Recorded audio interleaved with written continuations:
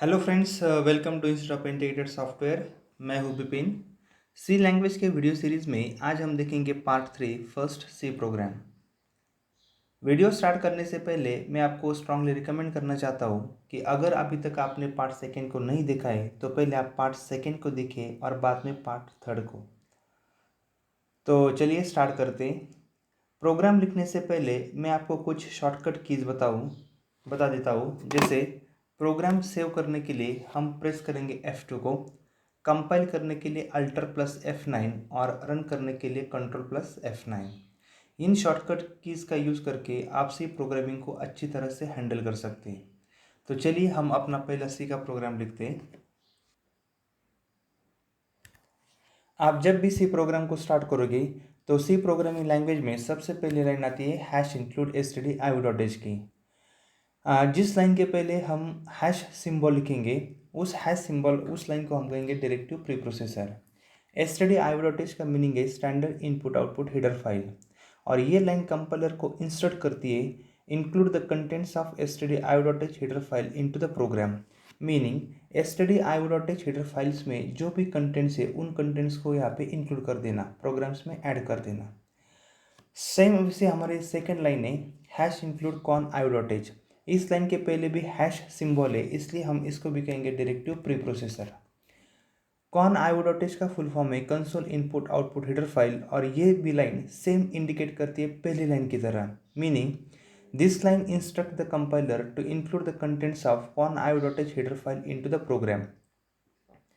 Cone io.h header files में जो भी कंटेंट्स है वो कंटेंट्स यहाँ पे इंक्लूड कर देना, प्रोग्राम्स में ऐड कर देना। ठीक है। थर्ड लाइन सी प्रोग्राम्स में हम थर्ड लाइन लिखते हैं वाइड मेन ओपन क्लोज करली ओपन क्लोज राउंड ब्रैकेट। अब ये लाइन आप अच्छी तरह से समझिए।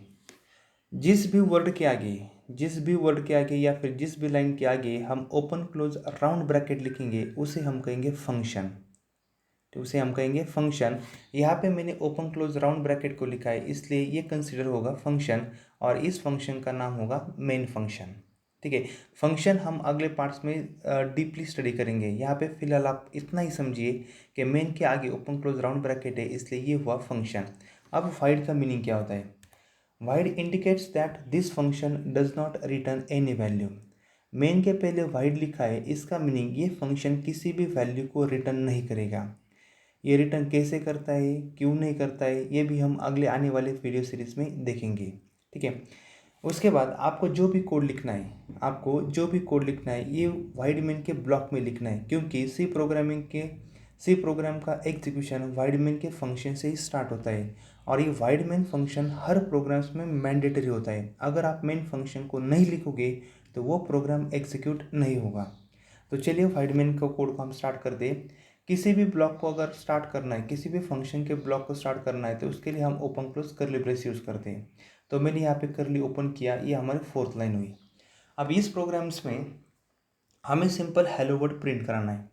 तो अगर आपको सी प्रोग्राम्स में कुछ भी आउटपुट के स्क्रीन पे प्रिंट कराना हो तो इसके लिए हम इस्तेमाल यूज़ करते हैं प्रिंटफ फंक्शन का। तो ये हमारी फिफ्थ लाइन हुई। प्रिंटफ फंक्शन के डबल कोट में आप जो भी लिखोगे वो आपको आउटपुट के स्क्रीन पे कंसोल पे एज इट इज़ प्रिंट होगा। मैंने यहाँ पे प्रिंटफ फंक्शन के डबल कोट में हेलो लिखा, तो मुझे आउटपुट्स में हेलो हेलो ही प्रिंट होगा। आप डबल कोट में अपना नाम भी लिखोगे तो वो भी आपको आउटपुट के स्क्रीन पे एज इट इज़ प्रिंट होगा। हम प्रिंटफ फंक्शन को भी आने वाली सीरीज में डीपली स्टडी करेंगे। मेरा प्रोग्राम यहाँ पे कंप्लीट हुआ, तो मैं वाइड मेन के ब्लॉक को क्लोज कर देता हूँ, और उसके लिए हम यूज़ करेंगे क्लोज करली ब्रेस। ठीक है। ये हमारा सिंपल प्रोग्राम हुआ। तो पहले stdio.h फाइल, उसके बाद con.io.h फाइल, उसके बाद main function open close curly brace, उसके अंदर प्रिंटफ फंक्शन, और हमने प्रिंट करा है हेलो। तो ये जो तीनों लाइन है ना, stdio.h con.io.h वाइड मेन, ये हर प्रोग्राम में आती है। सिर्फ आप ओपन क्लोज करली ब्रेस में आपको जो भी कोड लिखना है उस तरीके से आप कोड यूज़ करते हैं। ठीक है। ये हमारा प्रोग्राम कंप्लीट हो गया। अब हम इस प्रोग्राम को टर्बो सी पे रन करके देखते हैं, और उसमें रन करते समय में आपको और भी दो फंक्शन का इंट्रोडक्शन करा देता हूँ। तो चलिए मैं टर्बो सी को ओपन कर देता हूँ। ठीक है। ओपन करने के लिए आपके डेस्कटॉप पे टर्बो सी प्लस प्लस का आइकन होगा, उस पर सिंपली क्लिक कर दीजिए, टर्बो सी ओपन हो जाएगा। यहाँ पे स्टार्ट कीजिए, start turbo C plus plus. ठीक है, ये प्रोग्राम हमने सेकेंड पार्ट में देखा था। तो हम यहाँ पे फिर से एक नई फाइल क्रिएट करती है। नई फाइल क्रिएट करने के लिए फाइल न्यू, मैं इसको मैक्सिमाइज़ कर देता हूँ और उसके बाद हम यहाँ पे प्रोग्राम लिखेंगे। तो प्रोग्राम के साथ हमारा पहली line hash include std io.h, ये फर्स्ट लाइन थी standard input output header file. Second line hash include con io.h, ये हमारी सेकेंड लाइन थी console input output header file. उसके बाद void main open close curly brace और उसके बाद हमने प्रिंट एफ में लिखा था हेलो। ठीक है, मैं यहाँ पे लिख देता हूँ प्रिंट एफ डबल कोट में हेलो। अब सिंपली इसको मैं सेव कर देता हूँ। तो सेव करने के लिए शॉर्टकट की है F2, मैं यहाँ पे F2 को प्रेस कर देता हूँ। ठीक है, यहाँ पे हम उसको यहाँ पे हम सी प्रोग्राम जहाँ पे स्टोर करना है उसका पाथ दे देंगे।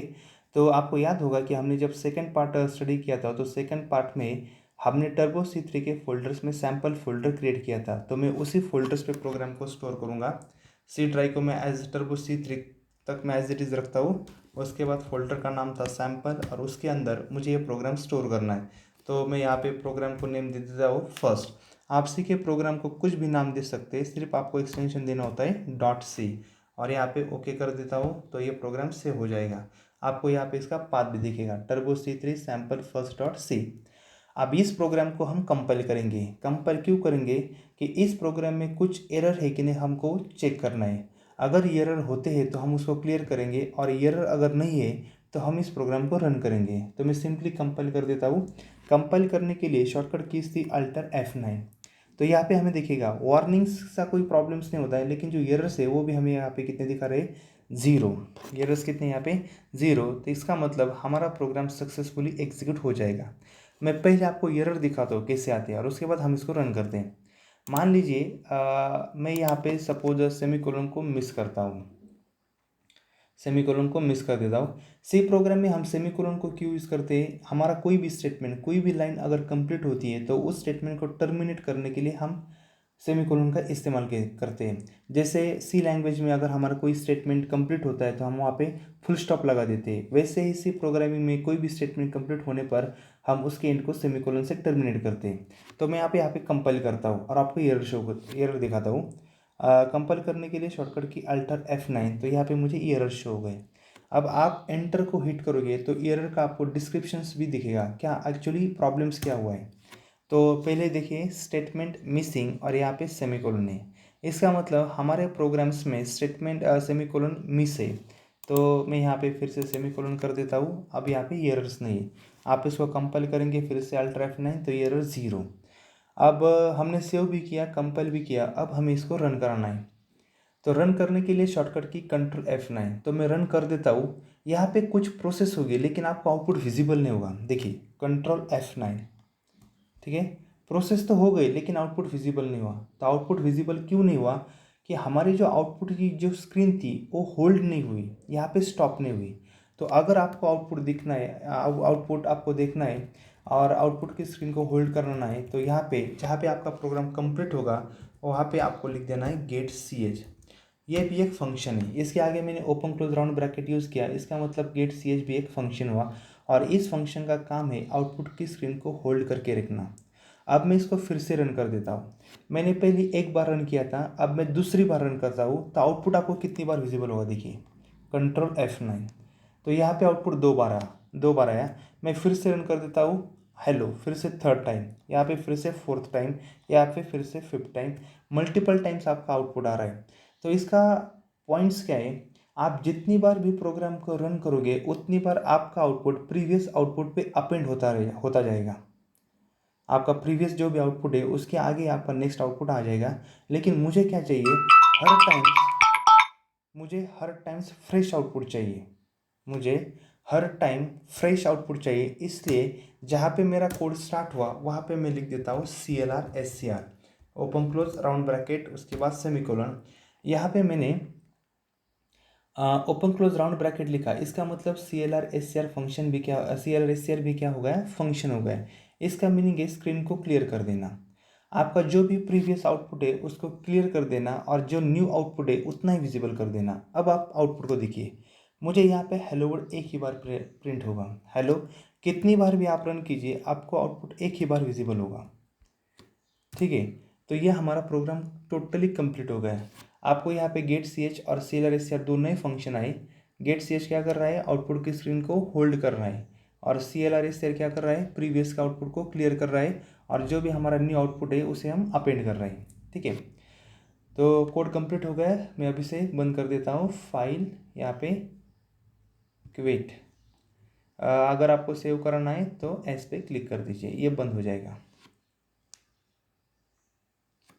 ठीक है, यहाँ से इसको मैं क्लोज कर देता हूँ।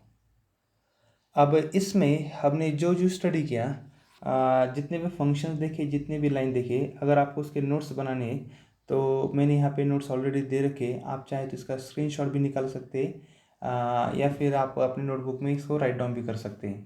तो अगले वाली स्लाइड्स पे मैंने stdio.h और con.h ये दोनों लाइन का डिस्क्रिप्शन दिया हुआ है। stdio.h और एक con.h जो भी आपको मैंने बताया था वही डिस्क्रिप्शन है, आप चाहे तो इसे राइट डाउन कर सकते हैं। नेक्स्ट स्लाइड पे मैंने void main, CLR/SCR, print tab, get C H इनका भी मीनिंग दे रखा है, आप चाहे तो इसे भी नोट डाउन कर सकते हैं। तो ये हमारा इस लेक्चर्स में हम इतना ही स्टडी करेंगे। आई होप कि आपको ये अंडरस्टैंड, आपको ये अच्छी तरह से समझ में आया होगा। तो इसे लाइक और सब्सक्राइब करना मत भूलिए। Thank you.